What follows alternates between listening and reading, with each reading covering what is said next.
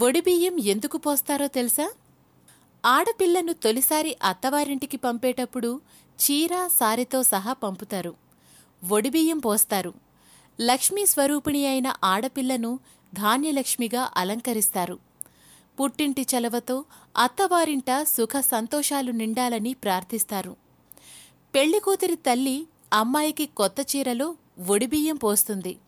ఆ బియ్యాన్ని అత్తవారింటి బియ్యంలో నవవధువు కలుపుతుంది.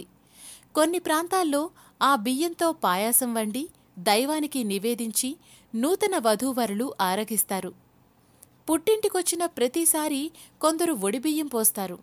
మరికొందరు పెళ్లి తర్వాత ఎప్పుడు ఆడపిల్ల పుట్టింటికొచ్చినా బియ్యంతో చలిమిడి చేసి ఇచ్చి పంపుతారు. హాయ్ ఫ్రెండ్స్, మా టుడే టుమారో యూట్యూబ్ ఛానల్ చూస్తున్నందుకు చాలా థ్యాంక్స్. మరిన్ని లేటెస్ట్ వీడియోస్ కోసం వెంటనే సబ్స్క్రైబ్ చేయండి. అలాగే ఈ బెల్ ని కూడా రింగ్ చేసేయండి. మా నోటిఫికేషన్స్ అన్ని మీ మొబైల్లో వస్తాయి.